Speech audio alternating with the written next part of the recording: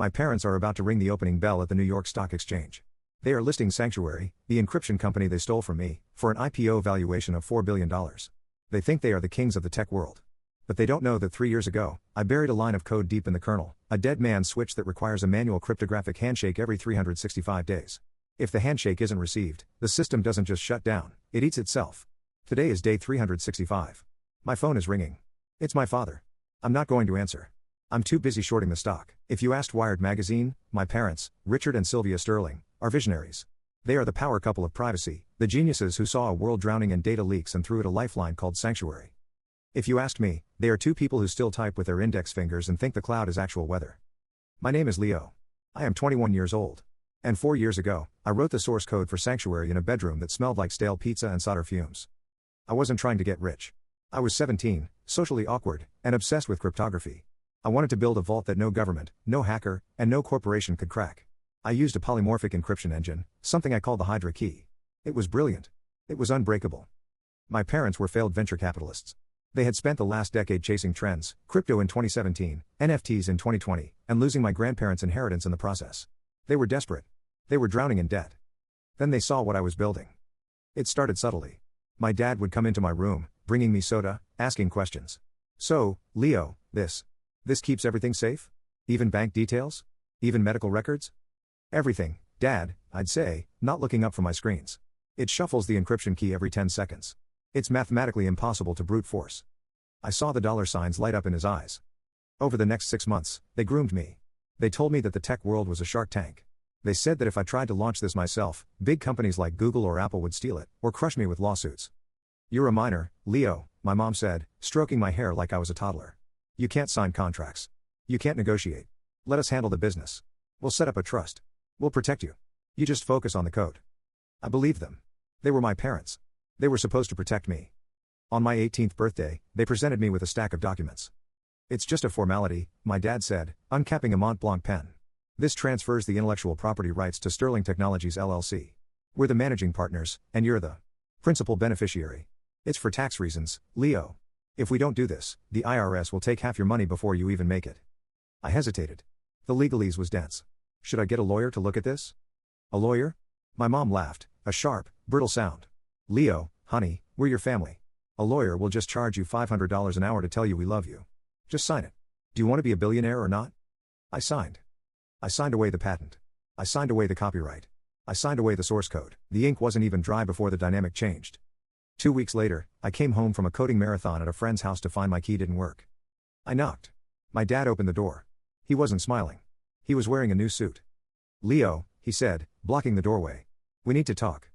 Why did you change the locks? I asked, confused. We're pivoting, he said cold, using a buzzword he barely understood. The investors. The real investors. They're concerned about the image of the company. Having a teenager living in the headquarters doesn't look professional. Headquarters? I stammered. This is our house. It's the registered office of Sterling Tech now, he said. And you're a liability. You're erratic. You're unpolished. I wrote the code. I shouted. You wrote a prototype, my mom called out from the kitchen. She didn't even come to the door. We're hiring real engineers to scale it. Professionals. From Stanford. Here, my dad said, handing me a check. It was for $10,000. This is a severance package. It's more than you've ever seen in your life. Go get an apartment. Go to college. Grow up. You can't do this, I whispered. I own the company. I'm the beneficiary. My dad smiled. It was a wolf smile. Read the contract again, Leo. You're a beneficiary of the trust. The trust only pays out at the discretion of the managing partners. That's us. And right now? We don't think you're responsible enough to handle money. He stepped back and closed the door. I stood there on the porch, staring at the wood grain. I heard the deadbolt slide home. Click. They stole my life's work. They kicked me out with 10 grand and a backpack of clothes. I spent the next 3 years watching from the sidelines. I watched them sell 49% of the company to Omnicorp for $500 million. I watched them do a TED Talk about innovation and family. I watched them buy a penthouse in Manhattan and a villa in Tuscany. They thought they had won. They thought they had cut the cord.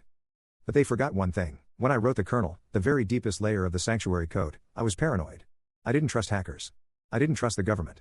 And subconsciously, maybe I didn't trust them. I built a safeguard. A dead man's switch. It was a simple script buried in the encryption compilation protocol. It required a manual input, a specific, 64-character alphanumeric string, to be entered into the command line once every 365 days. I called it the Lazarus Protocol. If the key isn't entered, the system assumes the creator is dead or compromised. And to protect the user data, it initiates a defensive purge.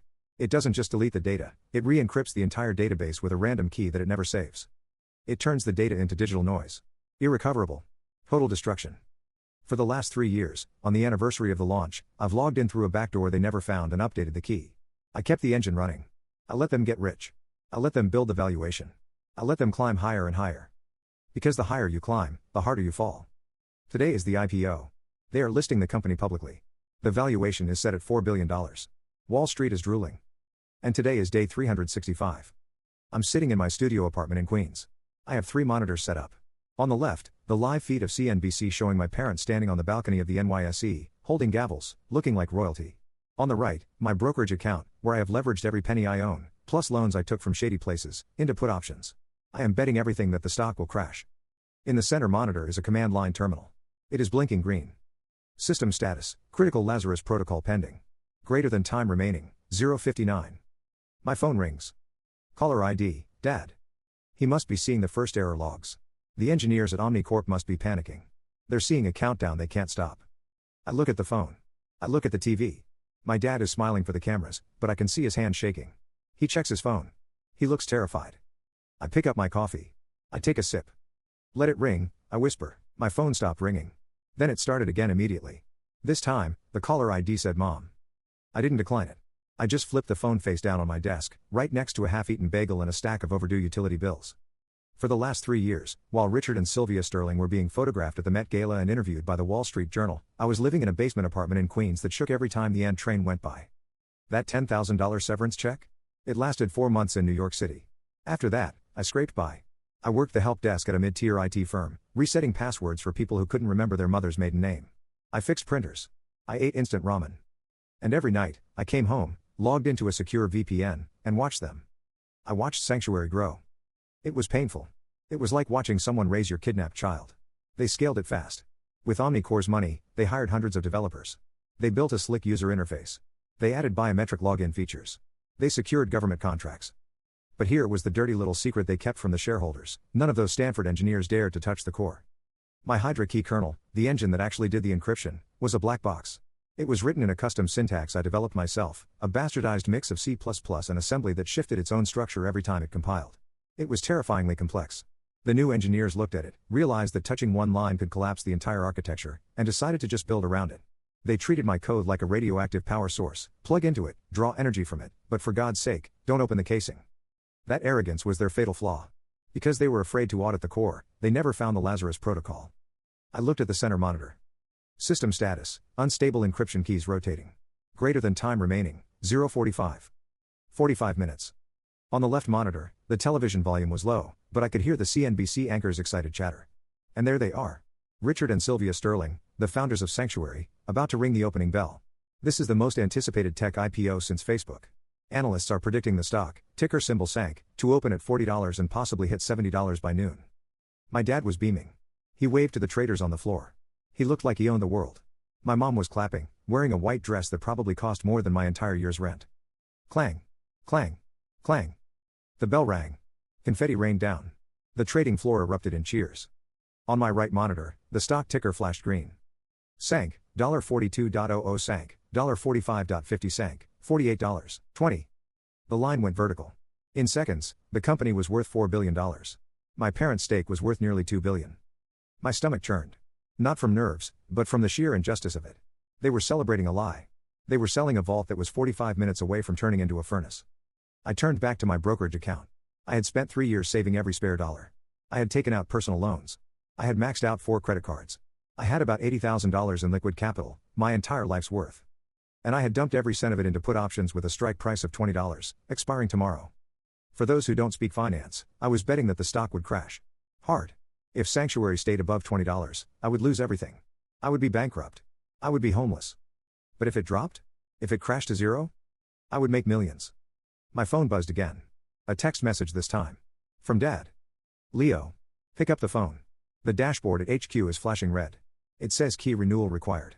The engineers are locked out. What is this? Call me now. I smiled. The first warning shot. The Lazarus Protocol doesn't just delete the data instantly. It gives a warning. At the 1-hour mark, it locks administrative access. At the 30-minute mark, it slows down user traffic. At 0, it detonates. I typed a reply. I didn't send it yet. I just typed it out to look at it. New phone. Who dis? I deleted it. Too petty. I needed to be professional. This was a business transaction, after all. I watched the stock ticker. Sank, $55. The greed on Wall Street was feeding the fire. Everyone wanted a piece of the unhackable cloud. Then, at 10 a.m. exactly, 30 minutes to detonation, the first user reports started trickling in on Twitter, or X, at CryptoKing99. Anyone else having trouble logging into Sanctuary? App is freezing.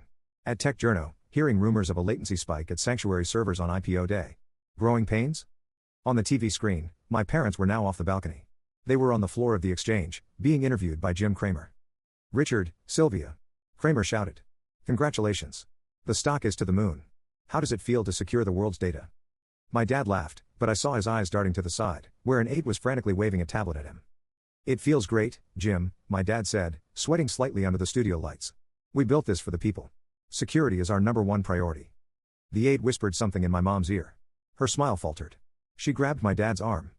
Jim, we have to run, my dad said abruptly. Board meeting. Busy day. They cut the interview short. The camera followed them as they practically ran off the trading floor. My phone started ringing again. Dad. I picked it up this time. I put it on speaker. Hello? Leo. My father's voice was a shriek of panic. Thank God. Leo, what did you do? I'm watching you on TV, Dad, I said calmly. You look sweaty. Is the AC broken at the exchange? The code. He screamed. The core is locking down. The engineers say there's a recursive loop? It's asking for a 64-character hash key. They can't bypass it. It says Lazarus pending. What the hell is Lazarus? It's a biblical reference, Dad, I said, leaning back in my squeaky office chair. Lazarus came back from the dead. Just like I am. Leo, stop playing games. We have $4 billion on the line. The system is slowing down. If this goes dark on IPO day, the stock will tank. Give me the key. I don't think I will, I said. Leo, please. My mom's voice joined in. She was crying. We're family. We love you. We can work this out. You kicked me out, I reminded her. You stole my company. You gave me 10 grand and told me to grow up. Well, I grew up. And I learned how the market works. What do you want? My dad demanded. Money? We'll give you money. We'll give you $1 million. Just give us the code. $1 million? I laughed. Dad, the company is worth $4 billion. You think I'm cheap? Greater than time remaining, 0:15. 15 minutes, Dad, I said. The protocol executes in 15 minutes. When the clock hits 0, the Hydra key inverts. It will re-encrypt the entire user database with a random string. Nobody, not you, not me, not the NSA, will ever be able to read those files again.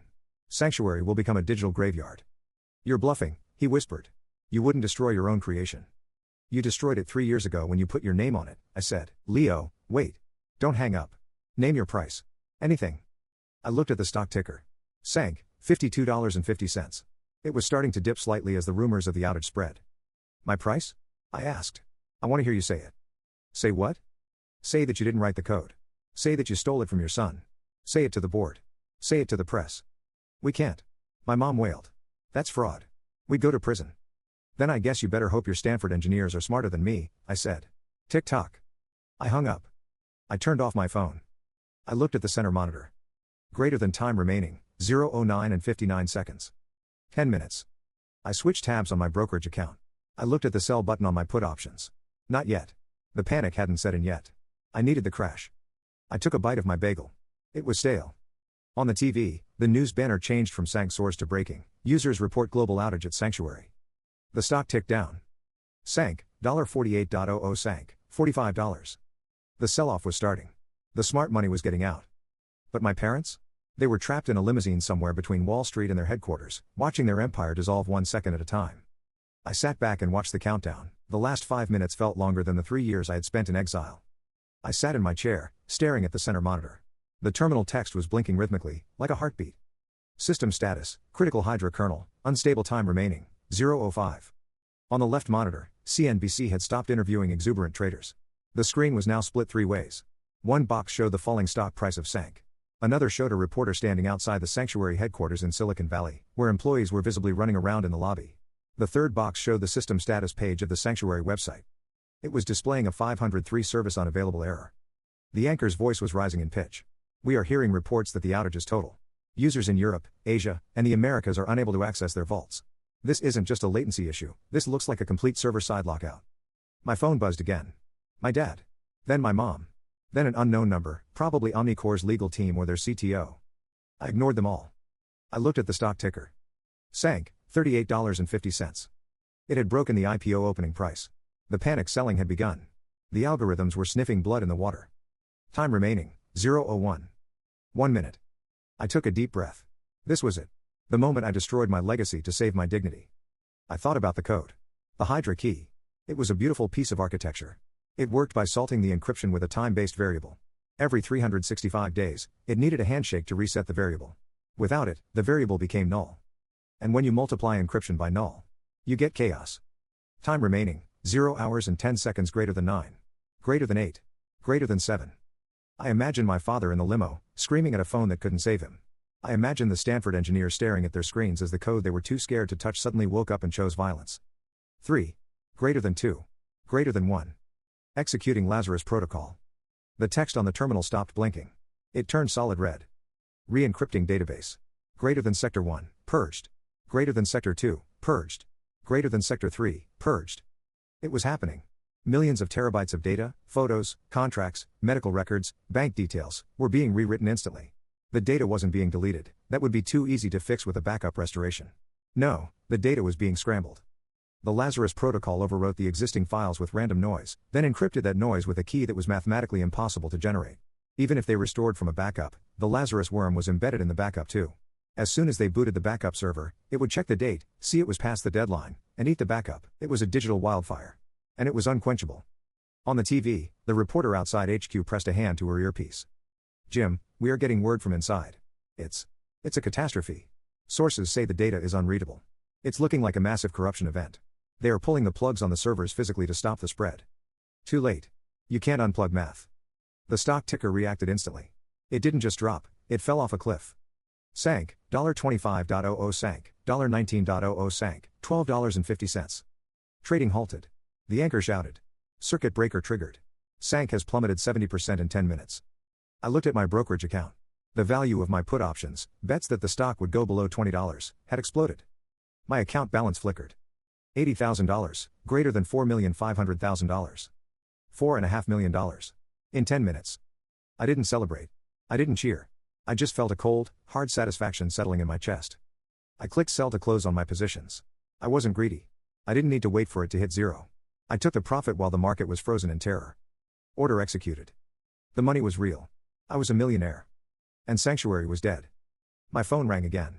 It was my dad. I picked it up this time. Leo, he rasped. He sounded like a man who had just watched his house burn down with him inside. What did you do? I didn't do anything, Dad, I said. That's the point. I didn't enter the code. You wanted full control? You got it. You got the silence. It's gone, he whispered. The engineers. They say the data looks like static. Omnicorp is threatening to sue us for negligence. The SEC is calling. Leo. We're ruined. You still have the Manhattan penthouse, right? I asked. Oh, wait. You leveraged that to buy more shares for the IPO, didn't you? He didn't answer. I heard sobbing in the background. Mom, fix it, he begged. Leo, please.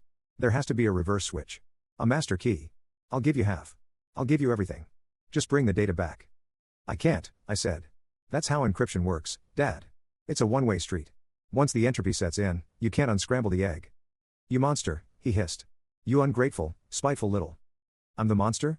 I cut him off, my voice rising for the first time. I built a fortress. You stole it. You kicked me out. You erased me.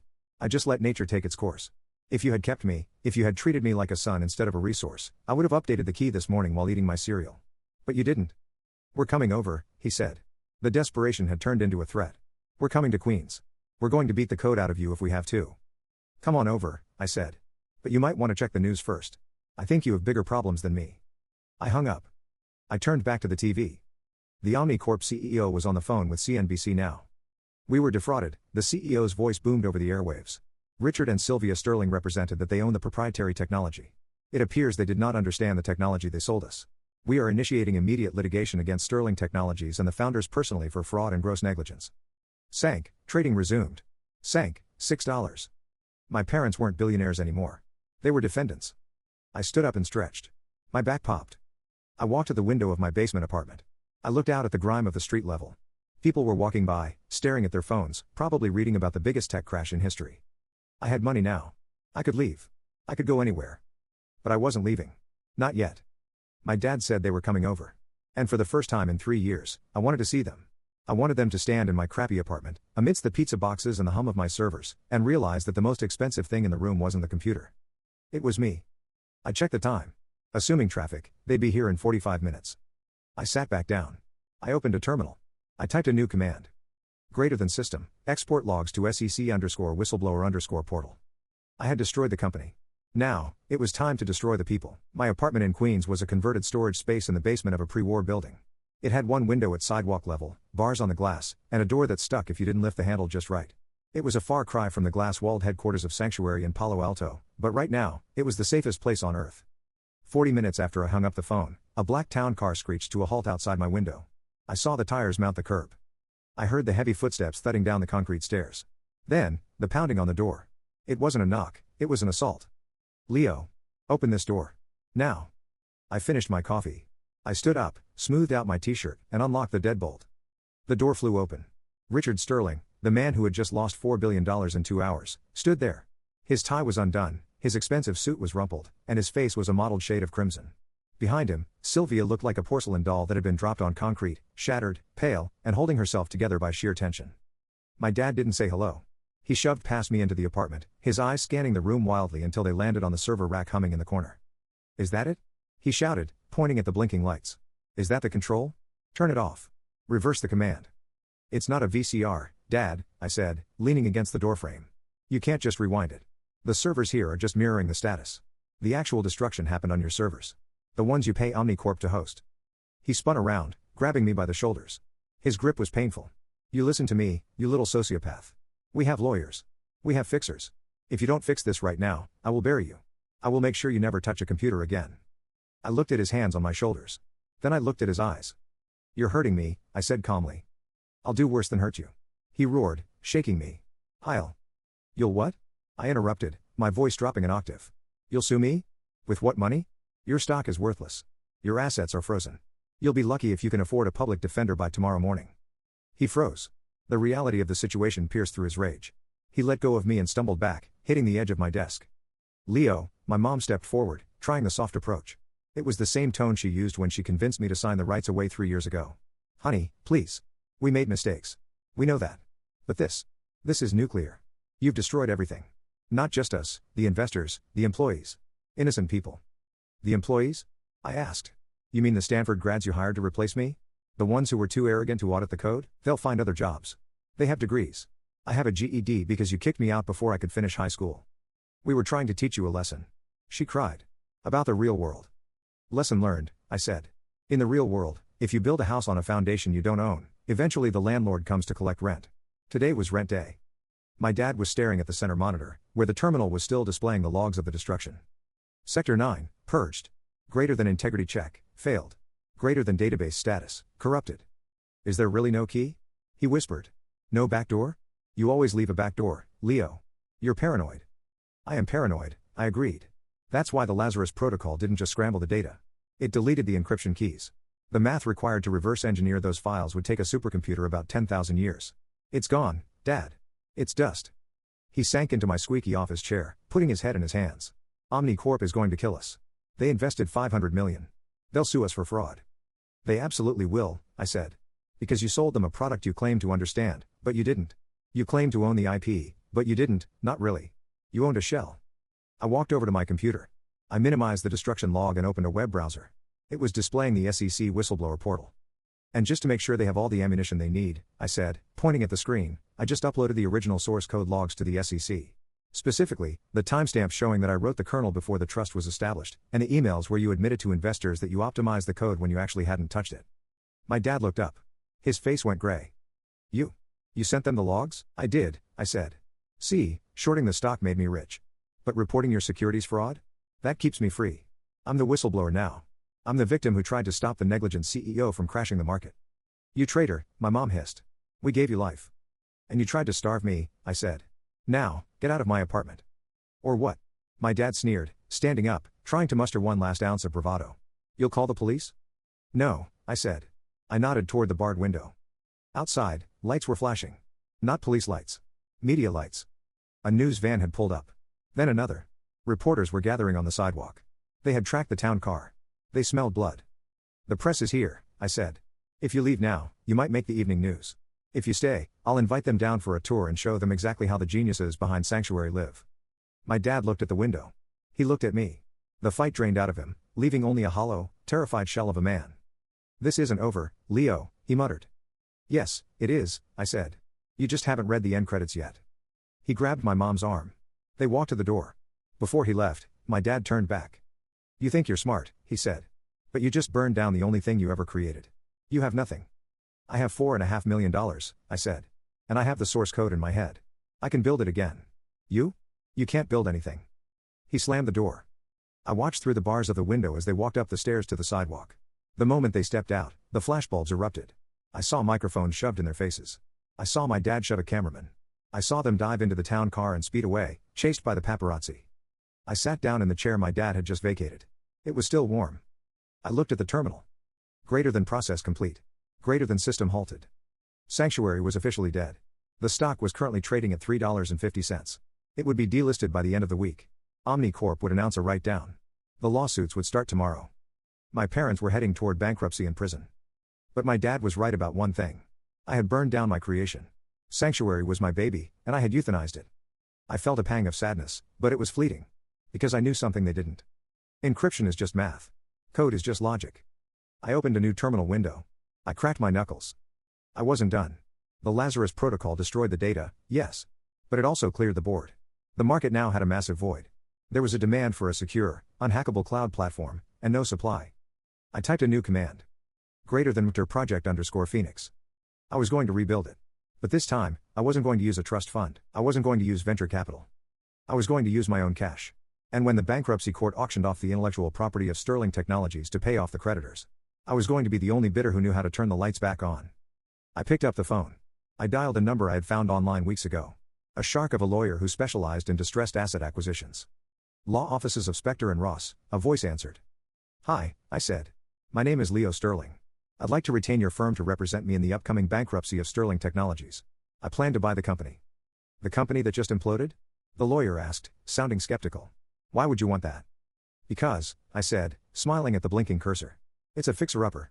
And I have the keys. It took 6 months for the carcass of Sterling Technologies to be picked clean. The fall was spectacular. It wasn't just a bankruptcy, it was a televised demolition derby. Omni Corp sued my parents for fraud, seeking $500 million in damages. The SEC filed criminal charges for insider trading and misleading investors. The Department of Justice opened an investigation into wire fraud. My parents, Richard and Sylvia, went from being the darlings of Silicon Valley to social pariahs. Their assets were frozen, then seized. The Manhattan penthouse? Foreclosed. The villa in Tuscany? Seized by Italian authorities cooperating with the DOJ. They were currently out on bail, living in a rented condo in New Jersey, awaiting trial. They had public defenders because no high-end firm would touch them without a retainer they couldn't pay. But I wasn't watching the criminal trial. I was watching the bankruptcy court. Specifically, I was watching case No. 24 to 10,992, in Re Sterling Technologies LLC. When a tech company dies, its physical assets, the servers, the office chairs, the ping-pong tables, are sold off quickly. But the intellectual property, the patents, the trademarks, the source code, that takes longer. The court-appointed trustee had finally scheduled the auction of the IP assets for a rainy Tuesday in November. I took the train into the city. I wore a hoodie and jeans, but in my backpack, I had a cashier's check for $2 million. The auction was held in a sterile conference room in Lower Manhattan. It was crowded. Not with the public, but with vulture capitalist investors who specialize in buying distressed assets to strip them for parts. And, of course, a team of lawyers from Omni Corp. I sat in the back. My father was there. He looked smaller. The arrogance that used to radiate off him like heat was gone, replaced by a nervous twitch in his left eye. He was sitting with his court-appointed bankruptcy lawyer, watching the proceedings with the desperation of a man hoping for a miracle. He needed the assets to sell high to pay off some of the civil judgments against him. The auctioneer, a bored man in a gray suit, rattled through the minor lots. The trademark for the logo sold for $5,000. The domain name Sanctuary.com sold for $50,000 to a cyber squatter. Then came the main event. Lot 88, the auctioneer droned. The complete intellectual property portfolio of Sterling Technologies. This includes the proprietary Hydra encryption engine, all associated patents, and the copyright to the source code. The room went quiet. Opening bid, the auctioneer said. Do I hear 100,000?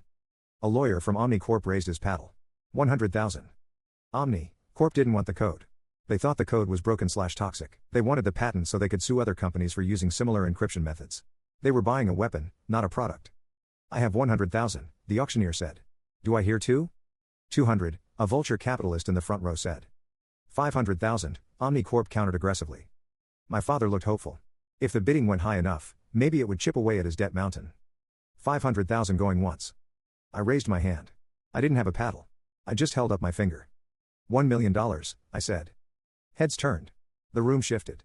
The Omni Corp lawyers twisted in their seats to see who had just doubled the bid. My father turned around. When he saw me, the color drained from his face so fast he looked like a corpse. He grabbed his lawyer's arm, whispering frantically. 1 million to the gentleman in the back, the auctioneer said, uninterested in the drama. Do I hear 1.2? The Omni Corp lead counsel whispered to his colleague. They were doing the math. To them, this was a broken asset. They had already written off $500 million. Spending more than $1 million on a dead horse was hard to justify to their board. 1.1, Omni Corp said, testing me. 2 million, I said instantly. A gasp went through the room. $2 million for a code base that had famously self-destructed 6 months ago? It was insanity. Unless you knew how to fix it, the Omni Corp lawyers shook their heads. They folded. Going once, the auctioneer chanted. Going twice. My father stood up. You can't. He shouted. He's conflicted. He's the original creator. Sit down, Mr. Sterling, the trustee snapped from the front of the room. The auction is open to the public. Unless you have a higher bid? My father slumped back down. He had $0. He couldn't bid on a sandwich, let alone his company. Sold, the auctioneer banged his gavel.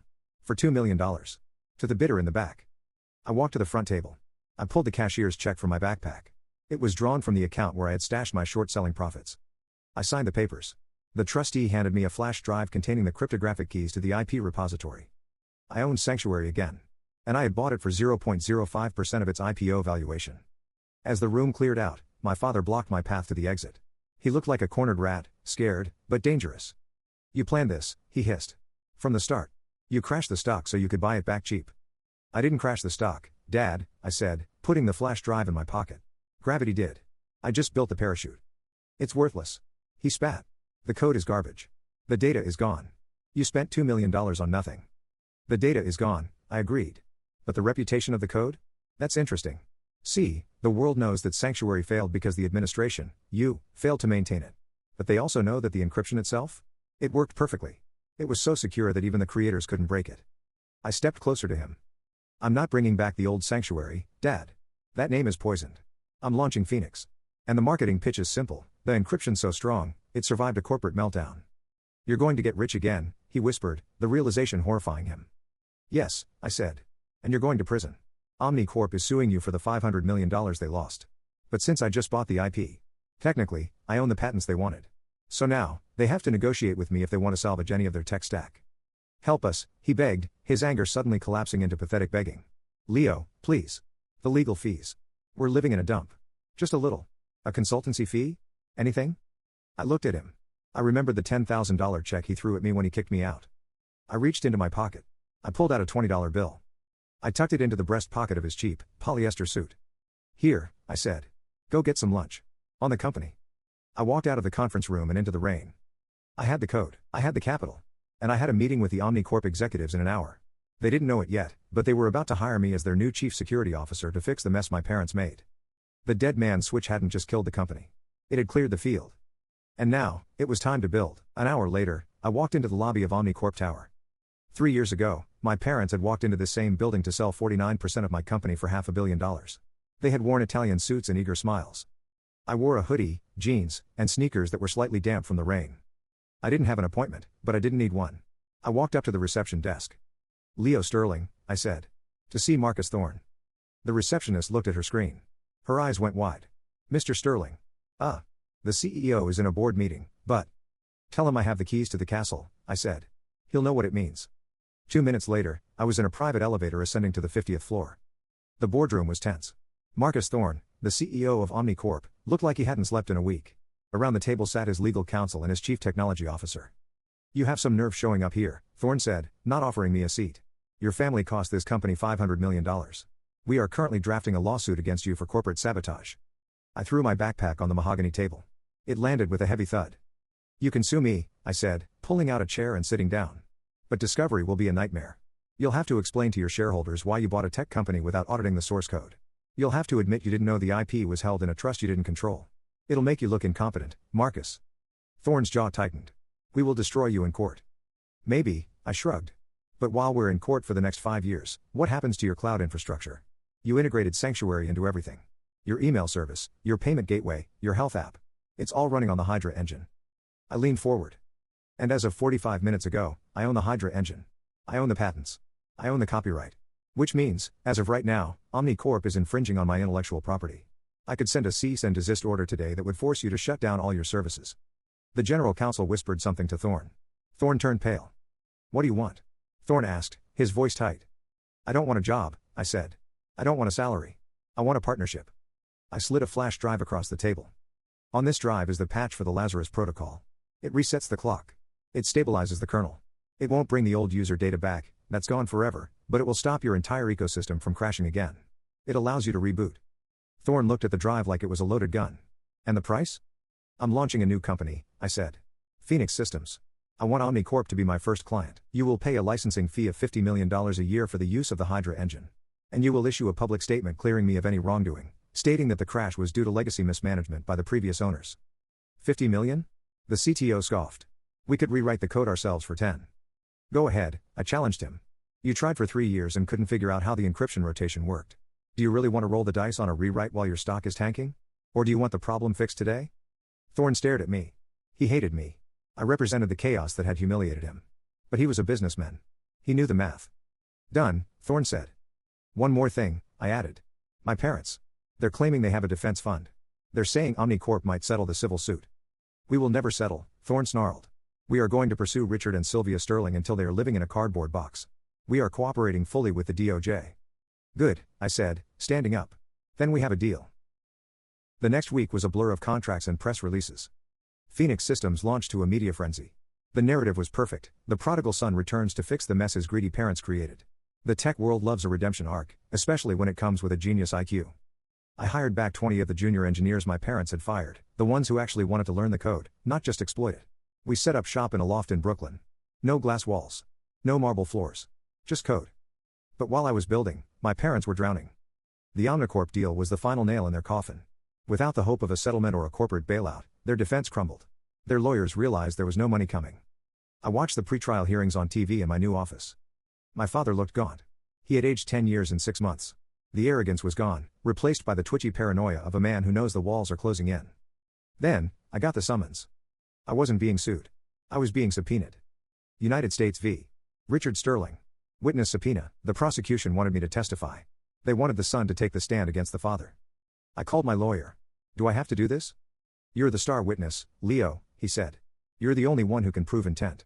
You're the only one who can testify that they knew about the kill switch and ignored it. Without you, their lawyer might argue incompetence. With you? It's malice. I stared at the paper. I had already taken their money. I had taken their company. I had taken their reputation. Now, I had to take their freedom. The trial was scheduled for January. It was going to be the coldest month of the year. The night before the trial began, I was working late at the Phoenix office. The lights were low.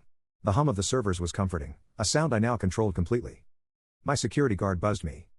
Mr. Sterling? There's a woman in the lobby. She says she's your mother. I froze. Her bail conditions strictly forbade her from contacting witnesses. If she was here, she was risking immediate arrest. Let her up, I said. A minute later, the elevator doors opened. Sylvia Sterling walked in. She wasn't wearing Chanel anymore. She was wearing a coat from Target and shoes that looked scuffed. Her hair, usually dyed a perfect blonde, was showing gray roots. She stood in the doorway of my glass-walled office. She looked at the bustling activity of the night shift, young coders drinking Red Bull, whiteboards covered in math. It was the energy she and Dad had tried to buy, but never understood. You look good, Leo, she said softly. You shouldn't be here, Mom, I said, not standing up. This is a violation of your bail. I could call the cops right now. I know, she said. She walked over and sat in the chair opposite my desk. She didn't have the imperious air she used to. She just looked tired. Why are you here? Your father wants me to beg, she said. He wants me to ask you to plead the fifth. To say you don't remember the specifics of the code. If you do that, the fraud charges might not stick. We'd still lose the money, but we might stay out of prison. And what do you want? I asked. She looked around the office. She looked at the framed magazine cover on my wall, Wired magazine, featuring me as the new king of code. I remember when you were 6, she said, her voice cracking. You took apart the toaster because you wanted to see how the heating element worked. We yelled at you. I remember, I said. You were worried I'd void the warranty. We should have handed you a screwdriver, she whispered. She looked at me, her eyes filling with tears. I'm not here to beg, Leo. I'm here to say goodbye. Goodbye? Your father. He thinks he can talk his way out of this. He thinks he's the victim. But I know what we did. I know what I did. I let him push you out. I chose the lifestyle over my son. She reached into her cheap purse and pulled out a small, velvet box. She placed it on the desk. This is my grandmother's ring, she said. The FBI missed it during the raid because I hid it in a sock. It's the only thing I have left. I want you to have it. Before it goes to the state. I looked at the ring. I didn't touch it. Why give it to me? Because you're the only sterling who actually earned anything, she said. She stood up. I'm going to plead guilty tomorrow, Leo. I stared at her. What? I'm cutting a deal, she said. I'm going to testify against Richard. I'm going to tell them everything. The emails, the hidden accounts, the pressure we put on you. Why? Because if I do, she said, a sad smile touching her lips, they offered me 5 years instead of 20. And maybe in 5 years, when I get out, you might be willing to buy me a cup of coffee. She didn't wait for an answer. She turned and walked to the elevator. I watched the doors close. I picked up the ring. It was cold metal. My mother just flipped on my father. The trial wasn't going to be a battle anymore. It was going to be an execution. The federal courthouse in Manhattan was a fortress of limestone and glass, besieged by a sea of umbrellas. It was snowing, a wet, gray slush that matched the mood inside courtroom 402. I sat in the back row of the gallery. I wasn't required to be there today. Since my mother had agreed to flip, the prosecutor told me my testimony was now just supporting evidence. The main event was Sylvia Sterling versus Richard Sterling. My father sat at the defense table. He looked surprisingly composed. He had shaved, combed his hair, and was wearing a suit that must have been pulled from the back of a closet, older, slightly out of style, but respectable. He was leaning over, whispering to his public defender, a harried woman named Ms. Cheng who looked like she hadn't slept in a week. He didn't know. He still thought they were presenting a united front. His strategy, according to what the prosecutor told my lawyer, was to paint me as a disgruntled, mentally unstable prodigy who had sabotaged the company out of spite, while he and Sylvia were merely negligent but well-meaning parents. He looked over his shoulder. He saw me. His eyes narrowed into slits of pure venom. He mouthed one word, ungrateful. I didn't react. I just adjusted my coat and waited for the axe to fall. All rise, the bailiff bellowed. Judge Holloway swept in. He was an older man with a reputation for despising white-collar criminals who wasted his time. Case 1:24-CR00592, United States vs. Richard Sterling, the clerk announced. Docket for separation of defendants and entry of plea. My father frowned. Separation of defendants? He nudged Ms. Cheng. She ignored him, staring straight ahead. Your Honor, the lead prosecutor, Mr. Vance, stood up. The government has reached a plea agreement with defendant Sylvia Sterling. She will be entering a plea of guilty to 1 count of wire fraud and 1 count of conspiracy. As part of this agreement, she has agreed to provide full testimony against defendant Richard Sterling. The silence in the courtroom was absolute. It wasn't quiet, it was a vacuum. My father froze. He turned his head slowly, robotically, to look at the empty chair beside him where his wife should have been. Then, the side door opened. My mother walked in. She was escorted by a U.S. Marshal. She wasn't looking at the gallery. She wasn't looking at the judge. And she certainly wasn't looking at my father. She walked to the witness box, swore the oath, and sat down. Sylvia. My father hissed, loud enough for the back row to hear. What are you doing? Order. Judge Holloway snapped. Defendant will remain silent. The prosecutor approached the stand. Mrs. Sterling, Vance began. Let's go back to the beginning. Who wrote the source code for the application known as Sanctuary? My son, Leo, she said into the microphone. Her voice was steady, deadpan. He wrote it in his bedroom when he was 17. And when you incorporated Sterling Technologies, did Leo sign over the rights willingly? No, she said. We coerced him. We told him it was a tax structure. We told him we were creating a trust for his benefit. But the trust was a shell. Richard, my husband. He structured it so that we had sole discretion. We never intended to give Leo control.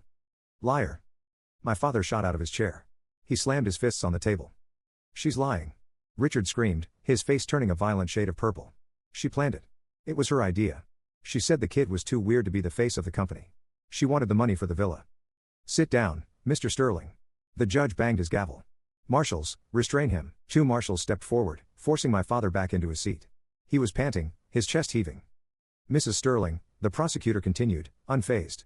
Did your husband know about the encryption flaw? The so-called dead man switch? He suspected it, Sylvia said. Leo warned us. Implicitly. But Richard. He forbade the engineers from auditing the core. He said, and I quote, "If we look under the hood, we might find something that tanks the valuation. Ignorance is plausible deniability." A gasp rippled through the jury box. That was the smoking gun. Ignorance is plausible deniability. That phrase proved intent. It proved fraud. It proved he knew he was selling a ticking time bomb. And when the system crashed, the prosecutor asked, "What did Richard do?" "He tried to bribe our son," she said. "He offered Leo $1 million to fix it. And when Leo refused, Richard called a hitman." The room erupted. Even I sat up straighter. "A hitman? Excuse me?" The judge interrupted. "Did you say a hitman?" "He called a fixer in Jersey," Sylvia said, tears finally starting to track down her face. "A man he knew from his gambling days. He asked if Leo could be persuaded physically. Or worse. He said, if the kid is dead, maybe we can hack his laptop and find the key." I felt a cold chill run down my spine. I knew my father was greedy. I knew he was cruel. But I didn't know he had tried to have me killed. My father wasn't screaming anymore. He was slumped in his chair, staring at the table. He knew it was over. The hitman comment, even if it was just talk, was the nail in the coffin. It moved him from white-collar fraud to violent sociopath in the eyes of the jury. "Thank you, Mrs. Sterling," the prosecutor said. "No further questions." My father's lawyer, Ms. Cheng, stood up. She looked at her client, then at the witness. She looked like she wanted to be anywhere else on earth. "No questions, Your Honor," she said quietly. She knew. There was no cross-examining this. The damage was total. My mother stood up. As she was led out of the courtroom, she looked up. Her eyes scanned the gallery until they found me. She didn't smile. She just nodded, a microscopic movement. "I kept my promise," the look said. "I burned him to save you." I didn't nod back. I couldn't. The revelation about the hitman was buzzing in my head like static. The trial lasted 3 more days, but it was just a formality. The jury deliberated for less than 2 hours. Guilty. On all counts. Securities fraud. Wire fraud. Conspiracy. And thanks to the new testimony, the judge added an enhancement for obstructing justice with threat of violence. The sentencing hearing was immediate. Judge Holloway didn't want to waste any more time. "Richard Sterling," the judge said, looking down from the bench. "You are a predator. You preyed on investors. You preyed on the market. But worst of all, you preyed on your own child. You are a man devoid of conscience." My father stood there. He looked small. The suit hung off him. "I sentence you to 25 years in federal prison," the judge declared. "No possibility of parole." 25 years. He was 55. He would die in a cage. Then, the judge turned to the empty defense table where my mother's paperwork sat. Regarding Sylvia Sterling. In light of her cooperation and testimony, her sentence is reduced to 4 years in a minimum security facility, followed by 3 years of probation. The gavel banged. Crack. It was done. I walked out of the courtroom. The snow had turned to rain. The reporters were waiting, a wall of cameras and microphones. Leo, did you know your father tried to have you killed? How do you feel about your mother's testimony? Will Phoenix Systems be issuing a statement?" I pulled my hood up. I pushed through the crowd. I didn't say a word. I got into the back of my waiting car, a hired town car, ironically similar to the one my parents used to ride in. "Where to, Mr. Sterling?" the driver asked. I looked out the window at the gray New York skyline. I had my company. I had my money. I had my justice. But as I touched the velvet box in my pocket, the one holding my grandmother's ring, I realized I didn't have a family. I was an orphan with $1 billion valuation. "Take me to the office," I said. Work. Work was the only thing that never lied to me. Code always did exactly what you told it to do. It never tried to hurt you. It never hired a hitman. I opened my laptop as the car merged into traffic. I had a new update to push for the Hydra engine. I typed a command. Greater than commit changes. The past was deleted. It was time to write the future. 1 year later. The offices of Phoenix Systems in Brooklyn didn't look like a typical tech unicorn. There were no sleeping pods, no free kombucha taps, and no thought leader posters on the walls. It looked like a library mixed with a NASA control room. Quiet, focused, and humming with the sound of 100 keyboards clacking in unison. I sat in my office, which was still just a desk in the corner of the main floor, not a glass box, reviewing the Q3 earnings report. We were profitable. Not valuation profitable like Sanctuary had been, relying on hype and venture capital smoke. We were actually profitable. We had contracts with Omnicorp, 3 major banks, and a defense contractor. The Hydra 2 engine was the gold standard for data security. My phone buzzed. It was Marcus Thorne, the CEO of Omnicorp. "Leo," Thorne said. "I just saw the Wired cover. The boy who rebooted the internet. Nice photo. You look less homicidal than usual." "Thanks, Marcus," I said, spinning a pen. I practiced my non-threatening genius smile in the mirror. "Listen, the board is asking about an acquisition again," Thorne said. "They want to know if you'd consider selling Phoenix. Name your price. 2 billion? 3? I looked around the room. I saw the engineers, the ones my parents had fired, the ones I had hired back, eating lunch together, laughing. I saw the code scrolling on the main display, stable and unbreakable. Not for sale, Marcus, I said. Not today. Not ever. I like owning the keys. Had to ask, Thorne sighed. See you at the shareholder meeting. I hung up. $3 billion. I had turned down $3 billion without a pulse spike. My father would have sold his own kidney for 1% of that. Speaking of my father, I opened a web browser and logged into the Federal Bureau of Prisons inmate locator. It was a habit I was trying to break, but hadn't yet. Inmate, Richard Sterling. Reg hash, 89,201-2054. Location, USP Canaan. USP Canaan was a high-security penitentiary. It wasn't the club fed he had hoped for. I had heard through my lawyer that Richard wasn't doing well. He had tried to organize a crypto investment seminar in the prison library to hustle other inmates for commissary stamps. The warden shut it down. Then he tried to offer legal advice to a cartel boss. That resulted in 2 broken ribs and a transfer to protective custody. He was alone. He was broke. And he was irrelevant. The world had already forgotten the name Richard Sterling. I closed the tab. I checked the time. 2 p.m. I had one appointment left today. I grabbed my coat and walked out. My driver, a silent, professional ex-Marine named Davis, was waiting. Upstate, Mr. Sterling? Davis asked. Yeah, I said. Danbury. The drive took 2 hours. The Federal Correctional Institution at Danbury was a low-security camp for female offenders. It sat on a hill, looking deceptively like a college campus, except for the razor wire. I sat in the visitation room. It smelled of floor wax and despair. 10 minutes later, my mother walked in. Sylvia looked different. She had lost weight. Her hair was completely gray now, cut short in a utilitarian bob. She wore a khaki uniform. But her eyes were clearer than I had ever seen them. The manic, desperate gleam of the social climber was gone. She sat down. She didn't reach for my hand. She knew the rules. No physical contact. You came, she said, sounding surprised. I was in the neighborhood, I lied. I saw the magazine, she said, pointing to a tattered copy of Time, not Wired, she had Time, on the guard's desk. One of the girls in my block showed me. You look grown up. I am grown up, I said. How is the business? It's good, I said. Stable. She nodded, looking at her hands. Your father writes to me. I stiffened. I thought there was a no-contact order. He sends them through a lawyer, she said. He blames me, Leo. He says I ruined his life. He says if I hadn't testified, he would be on a beach in Mexico right now.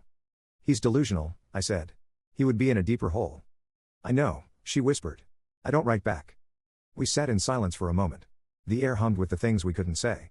I love you. I hate you. I forgive you. I don't. I put some money in your commissary account, I said.